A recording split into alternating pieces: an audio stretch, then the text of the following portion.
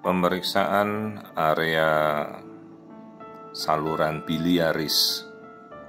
Kita sering mendengar kondisi kelainan yang kita namakan atresia biliaris. Banyak contoh-contoh kasus yang sering kita dengar begitu lahir bayinya menjadi ikterik atau kuning yang tidak bisa diobati dengan fototerapi atau hanya sekedar dijemur. Kemudian begitu dikonsulkan ke dokter anak bagian cerna, saluran cerna, ternyata si bayi tidak memiliki saluran biliaris atau saluran empedu yang normal ya.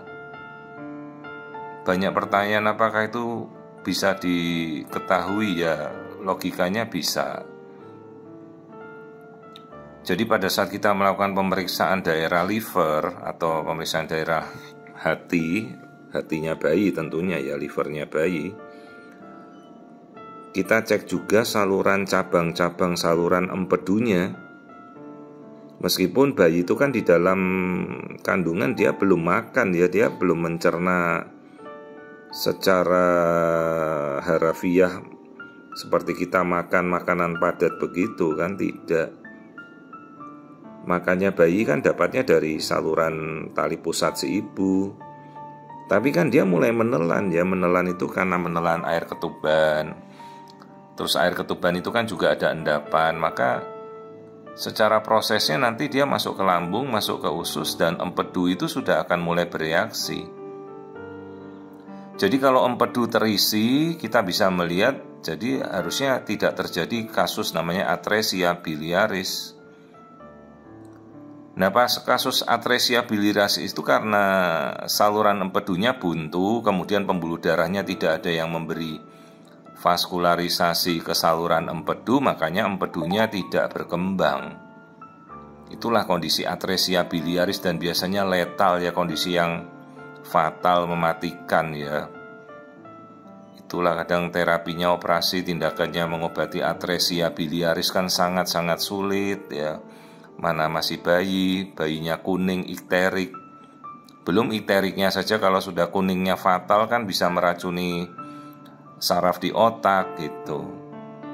Jadi sejak awal kalau kita pas melihat bagian perut bayi, abdomen, ya sambil kita melihat saja saluran cabang-cabang pembuluh darah empedunya seperti ini.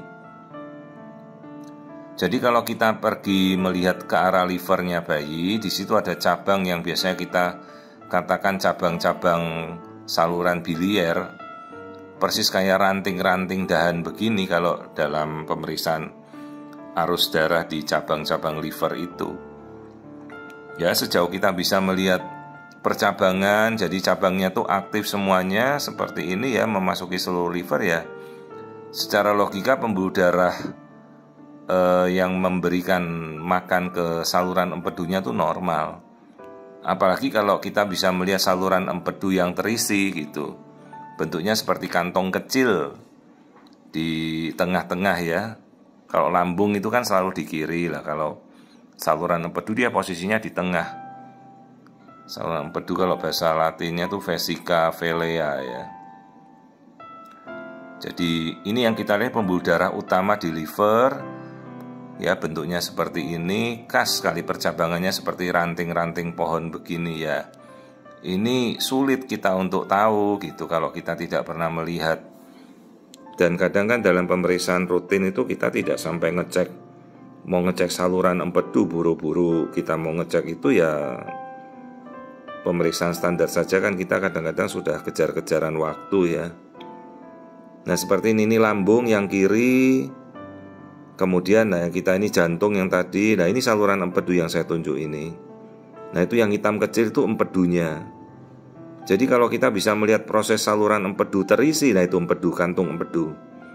Begitu kantung empedu sudah terisi atau vesica velea terisi, ya dia bukan lagi kasus yang kita duga atresia biliaris gitu. Jadi kalau kasus atresia biliaris itu begitu bayi lahir langsung kuning berhari-hari, berbulan-bulan. Dan itu fatal ya, biasanya livernya membesar, ya prognosisnya buruk kalau atresia biliaris jarang tertolong ya.